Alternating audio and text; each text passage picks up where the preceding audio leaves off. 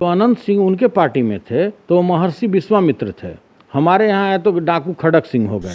तो जो आपके यहाँ चला जाए वो एकदम गंगा की तरफ पवित्र हो गया, दूसरे पार्टी में चला गया तो वो मलिन हो गया। कोई ऐसा बिहार में काम नहीं हुआ जो बगैर घूसखोरी का हुआ हो, और आप चले हैं दूसरे को दुहाई देने के लिए।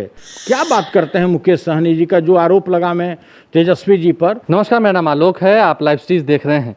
लगातार आरजेडी पर यह आरोप लग रहे हैं कि बाहुबलियों का एक बार फिर से समर्थन लेकर जीत हासिल करने की ओर बढ़ रही है पार्टी। क्या ऐसा है?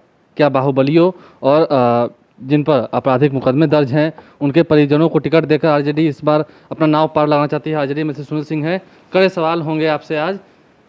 सिर्फ बाहुबलियों को ही सहारा क्यों ले रही है आरजेडी? किस बाहुबली को?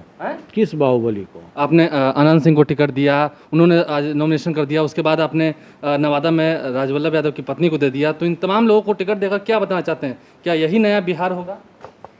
ठीक है, ये सीधा सा आपने जो सवाल किया है इसका सिंपल सा जवाब है कि जब अनंत सिंह उनके पार्टी में थे तो महर्षि विश्वामित्र थे। हमारे यहाँ है तो डाकू खड़क सिंह हो गए। आप यही कहना चाहते हैं?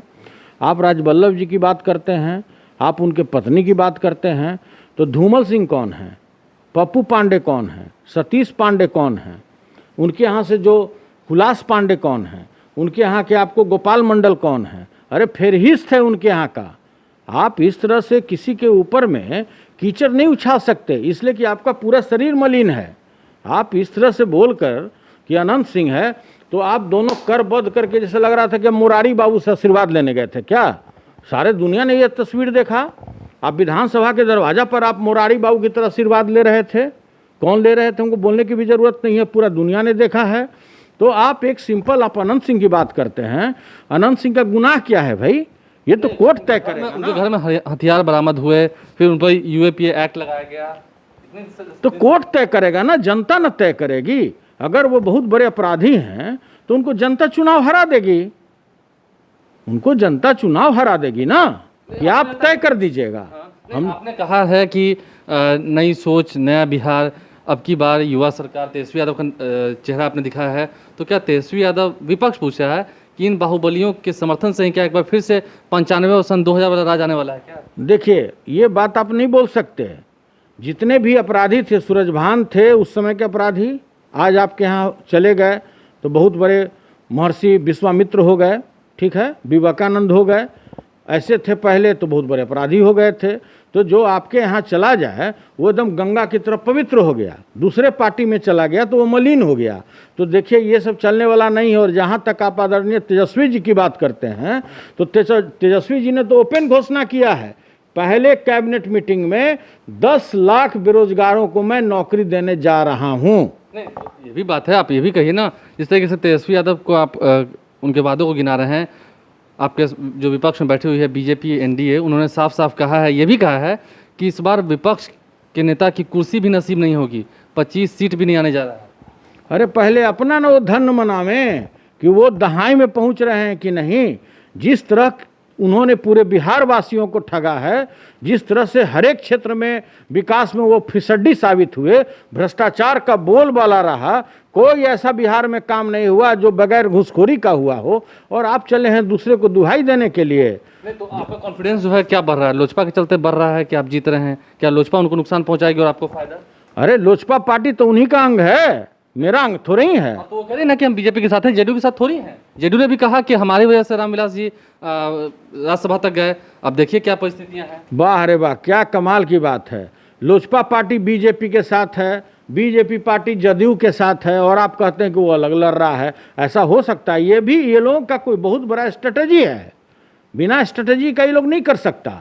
जिस तरह आपने हाल में देखा होगा कि किस तरह से बीजेपी वाले लोगों ने स्क्रिप्ट बनवाया आदरणीय मुकेश सहनी जी से, और किस तरह फिल्मी दुनिया की तरह उन्होंने भाषण दिया ताकि हम वहां से 11 सीट हासिल कर लें। तो उन्होंने भी तो आज जवाब दिया है कि कहीं ना कहीं अनुभव की कमी है तेजस्वी यादव को। एक दिन पहले जब प्रेस कॉन्फ्रेंस हुआ था उस वक्त उन्होंने ये भी कहा था कि आपके ही विस्कुमान में आरजेडी की दुकान खुली हुई है। देखिए, आज तक ले तो मुकेश सहनी जी अभी तक कभी मुखिया का भी चुनाव नहीं जीते, और जो भी उनको वोट आया वो टोटल राजद के बैसाखी पर आया। जो सिंगल लड़ करके अपना प्रभुत्व जमाना चाह रहे थे, वहाँ उनका जमानत जब्त होते होते बचा सिमरी बख्तियारपुर में। और आप क्या बात करते हैं मुकेश सहनी जी का जो आरोप लगा मैं तेजस्वी जी पर। तेजस्वी जी बिहार के, ये नहीं है, अरे अनुभव की कमी है क्या? इतने कम उम्र में क्या लगता है उनसे बड़े बड़े नेता आरजेडी के अंदर नहीं है जो आगे? देखिए, आप इस तरह से नहीं कह सकते। जिलाधिकारी जिसका उम्र होता है 32 वर्ष, जो जिलाधीश कहता है, समाहर्ता कहता है, डिस्ट्रिक्ट मजिस्ट्रेट कहता है, वहाँ पर ऐसे एडीएम भी होते हैं जिनका उम्र होता है 58 वर्ष। तो यह तुलना नहीं कर सकता है कि डिस्ट्रिक्ट मजिस्ट्रेट से ज़्यादा मेरा अनुभव है। उम्र कम होने से उसके योग्यता का प्रमाण नहीं हो सकता। और आप तेजस्वी जी की बात करते हैं, कौन ऐसे लीडर हैं पूरे राज्य में जो इनसे ज़्यादा योग्यता रखता हो? योग्यता क्या आप समझते हैं कि केवल सर्टिफिकेट से होता है क्या? योग्यता हर एक क्षेत्र में होना चाहिए। राज्य चलाने की क्षमता है, बिल्कुल 100%। इनसे बेहतर कोई राज्य चला नहीं सकता। और देखिए, आप देखे होंगे जो भी इनका अल्प अवधि रहा एज मिनिस्टर और डिप्टी सीएम, इससे बेहतर कोई पूरे भारत में कोई डिप्टी सीएम रहा क्या जिन्होंने अपने कार्यकाल में इतनी उपलब्धियां कमाया हो, जिनके नेतृत्व में इतना बिहार में विकास हुआ हो? और अगर एक जगह भी ये गलती किए हुए होते तो नीतीश कुमार क्या इनको अगरबत्ती दिखाने वाले थे? जिस तरह से बिना आरोप का भी हाल में आपने देखा होगा कि हत्या किसने की और किस तरह से लोगों दुश्मनों ने प्लॉटिंग किया।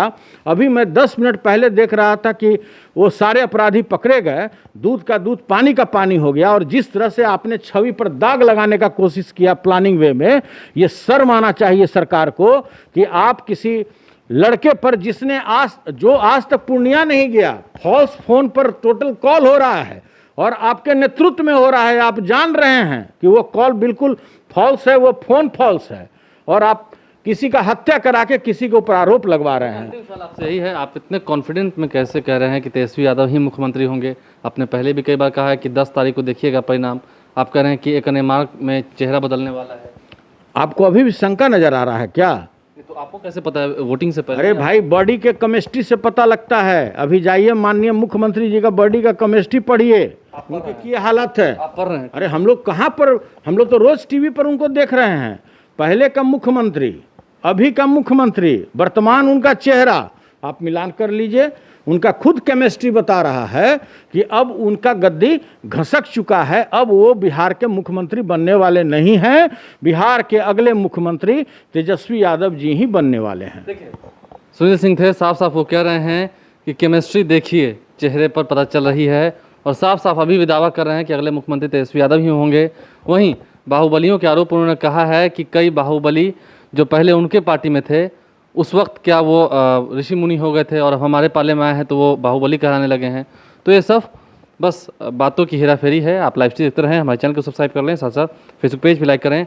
सवाल उधर से पूछे जा रहे हैं, आरोप उधर से लगाए जा रहे हैं, तो इधर से जवाब और पलटवार भी लगातार जा रहा है। बिहार चुनाव में मज़ा आने लगा है। लाइव स्ट्रीम देखते रहिए, हर खबर से आपको सबसे पहले अपडेट हम कर रहे हैं। हमारे चैनल को सब्सक्राइब कर लें, साथ साथ फेसबुक पेज भी लाइक करें। इसके अलावा ट्विटर हैंडल पर लाइव स्ट्रीम को फॉलो करें। धन्यवाद।